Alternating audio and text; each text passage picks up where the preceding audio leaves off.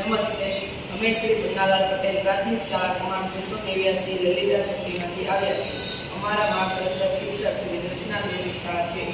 આ અમે મુખ્ય હેતુ આજના જમાનામાં વધી રહ્યો છે પ્લાસ્ટિકનો ઉપયોગ. તેથી પ્લાસ્ટિકનું જમીનમાં વિઘટન થઈ શકતું નથી.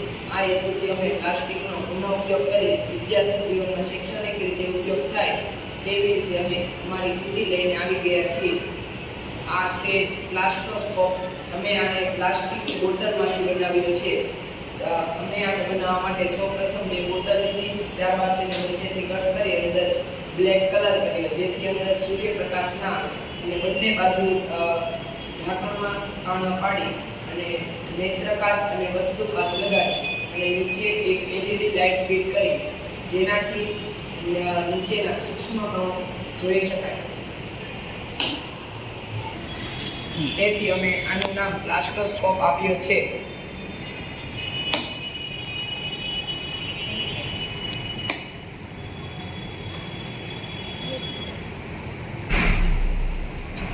આ મિસાઇલ છે. જ્યારે લેબોરેટરીમાંથી ઉપયોગ થયેલા ઇન્જેક્શન બહાર વેસ્ટ નકામા જાય છે, ત્યારે અમે આનો એવી રીતે ઉપયોગ કર્યો કે વિદ્યાર્થી જીવનમાં તેનો ઉપયોગ શૈક્ષણિક રીતે તેને ઉપયોગમાં લઈ શકાય. અમે સૌપ્રથમ અમારો મુખ્ય હેતુ એમ છે કે જ્યારે અંદર પ્રેશર આવે ત્યારે કેવી રીતે મિસાઇલ લોન્ચ થાય છે, આવી રીતે અમે વધારાના લેબોરેટરીમાંથી નીકળે પ્લાસ્ટિકના ઇન્જેક્શનનો ઉપયોગ કરી વિદ્યાર્થીને ઉપયોગી એવા શૈક્ષણિક સાધનો તૈયાર કર્યા છે. આ મનુષ્યનું ઉત્સર્જન તંત્ર છે. સૌપ્રથમ મનુષ્યમાં મૂત્રપિંડમાં રુધિર આવે છે, ત્યાં રુધિરની ગાળણની પ્રક્રિયા થાય છે. ત્યારબાદ મૂત્રવાહિની દ્વારા આગળ તે મૂત્રાશયમાં જાય છે, અને મૂત્રાશયમાં મૂત્ર ભેગું થાય છે અને મૂત્રમાર્ગ દ્વારા બહાર નીકળી જાય છે. આ રીતે અમે વધારાની પ્લાસ્ટિકની બોટલ અને પાઇપનો ઉપયોગ કરી ઉત્સર્જન તંત્ર બનાવ્યું.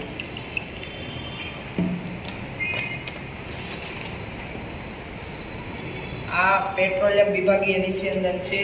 આની એક કંપની છે ONGC, oil natural gas centre, તે હજીરા પાસે આવેલી છે. ત્યાં સૌપ્રથમ ક્રૂડ ઓઇલ લાવવામાં આવે છે. તે ક્રૂડ ઓઇલ એક ટાંકીમાં નાખવામાં આવે છે. આ ટાંકીમાં તેને ખૂબ જ વધારે માત્રામાં ગરમ કરવામાં આવે છે. ત્યારબાદ તે ટાંકીને બીજી ટાંકી સાથે જોઈન્ટ કરવામાં આવે. જ્યારે તેમાંથી વરાળ નીકળે છે તે સૌપ્રથમ પોતાના જ્વલન બિંદુ પ્રમાણે જુદો પડે છે. સૌપ્રથમ LPG, નેપ્થા, પેટ્રોલ તેવી રીતે પોતપોતાના જ્વલન બિંદુ પ્રમાણે ખનિજ ધાતુઓ બહાર આવે છે. અને છેલ્લે બિટ્યુમિન, જે આપણે રોડ બનાવવા માટે ડામરનો ઉપયોગ કરીએ છીએ, તે નીકળે છે. તમે જોઈ શકો છો અહીંથી વરાળ બહાર આવે છે. જ્યારે આમાંથી વરાળ આવે છે ત્યારે તે પાઇપોને બીજી ટાંકી સાથે જોઈન કરવામાં આવે છે. તે ટાંકીમાં વરાળ શાંત પ્રવાહમાં મળે છે. આવી રીતે પેટ્રોલને આપણે ઉપયોગમાં લઈ શકીએ છીએ. આ મનુષ્યનું હૃદય છે. આ અમે વધારાના લેબોરેટરીમાંથી નીકળેલા ઇન્જેક્શન અને પાઇપોના મદદથી બનાવ્યું છે.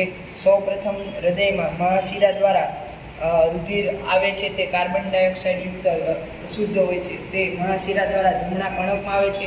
ત્યારબાદ તે વાલ્વ દ્વારા જમણા ક્ષેપકમાં જાય છે. જમણા ક્ષેપક પછી તે ફુફુક્ષીય ધમની દ્વારા ફેફસામાં જાય છે. ફેફસામાં રુધિરની ગાળણની પ્રક્રિયા થાય છે. ત્યાં અશુદ્ધ રુધિર શુદ્ધ રુધિરમાં ફેરવાઈ જાય છે. ત્યારબાદ ફુફુક્ષીય શિરા દ્વારા તે ડાબા કર્ણકમાં આવે છે. ડાબા કર્ણકમાંથી તે ડાબા ક્ષેપકમાં જાય છે. આ બંનેની વચ્ચે વાલ્વ આવેલા હોય છે, કારણ કે અહીં શુદ્ધ રુધિર ઓક્સિજનયુક્ત હોય છે.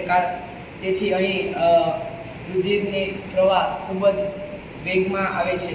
અહીંની દિવાલ પણ તમને જાડી જોવા મળશે, કારણ કે અહીં રુધિર ખૂબ જ વેગમાં આવે છે. તેથી ત્યારબાદ તે ડાબા ક્ષેપકમાંથી મહાધમની દ્વારા આપણા શરીરના વિવિધ ભાગો તરફ રુધિર પાછું ફેલાઈ જાય છે, અને ત્યારબાદ ફરીથી મહાશિરામાં આવે છે. આ ક્રિયા એક વખત હૃદય ધમકે છે ત્યારે થાય છે. આભાર. આ પ્લાસ્ટોસ્કોપ છે. અમે આને પ્લાસ્ટિકની બે બોટલમાંથી બનાવ્યો છે. પ્રથમ તો અમે બે બોટલ લઈ તેને વચ્ચેથી કટ કરી અને અંદર કાગળ નાખીને તેના પર બ્લેક કલર કર્યો, જેનાથી અંદર સૂર્યપ્રકાશ ના આવે અને સૂક્ષ્મ જીવોને જોવામાં કોઈ તકલીફ ન થાય. ત્યારબાદ અમે બંને બોટલને જોડી અને બંને ઢાંકણમાં હોલ કરીને ઉપર નેત્રકાચ અને નીચે વસ્તુ કાચ બંને લેન્સ એવી રીતે લગાડ્યા જેથી નીચેના સૂક્ષ્મ જીવો જોઈ શકાય. ત્યારબાદ નીચે અમે LED લાઇટ ફિટ કરી જેનાથી સૂક્ષ્મ જીવોને જોવામાં કોઈ તકલીફ ન થાય. આવી રીતે અમે પ્લાસ્ટિકની બોટલમાંથી પ્લાસ્ટ્રોસ્કોપ બનાવ્યું.